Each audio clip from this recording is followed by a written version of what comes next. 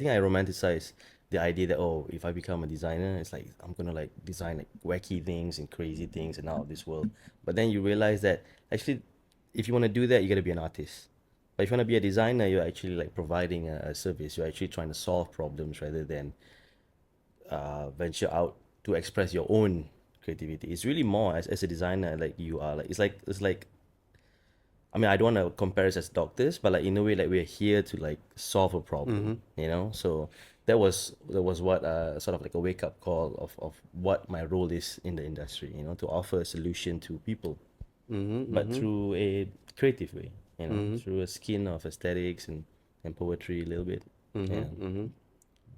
I think I learned a little bit of that part of you having to share the stage of being a crit at MIA Oh, last okay. year. You know, Whoa, that's whoa, whoa, whoa. I picked up like that perspective of yours. Right. You know, trying to romanticize things and at the same time balance Yeah. what really reality can really offer. Yeah.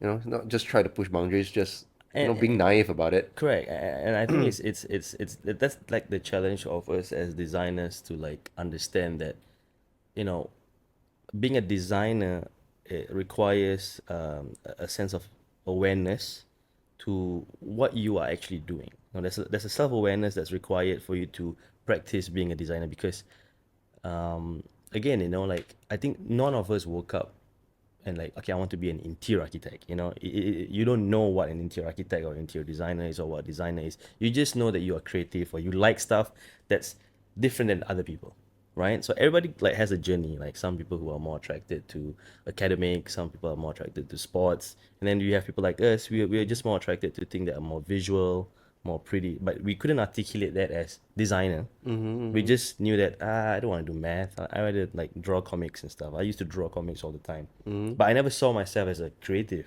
I just thought I was like lazy or I didn't like school. So I'm like, I just want to draw and Hobby lah. yeah. So I had this guy, this friend of mine. We just keep drawing comics together all the time. So you to me like, but for us to jump into interior design or architecture, there's a more objective and intellectual thinking there. But the foundation is that you're just creative. You just want to do, you just want to create pretty things. But the reality of being a designer is not just doing pretty things. It's doing pretty things with reasoning, with objective, with problem solving. So I think you articulate that very well in your Instagram and your reels. You really explain the complexity and the technical aspect of what designers offer in the industry. And those are things that require knowledge and experience. Yeah, Yeah. So appreciate that it because sounds like what we do is really tough. it is, it It is. is very tough. But we don't see it as tough because we like it. You know? Yeah. And it's also a trick to try to put this in the layman terms to make it Exactly. easy, you Yeah, know? yeah, yeah. When I realized when I got very technical with the video that I People do, I people was like, don't. oh, you, they lose interest, Yeah, because including they my yeah, wife. no, you yeah. Well, I mean, you don't lose interest from people of the industry. Yeah. Yeah, you know, because if you're trying to target, I guess, a healthy mix, so you gotta keep things a little bit balanced. If it's too technical, then you only get like the professionals who like appreciate it, but the layman will be like, what are you talking about? Like you channel, groove line, like stuff that I couldn't be bothered. You know, yeah. So you gotta find that balance.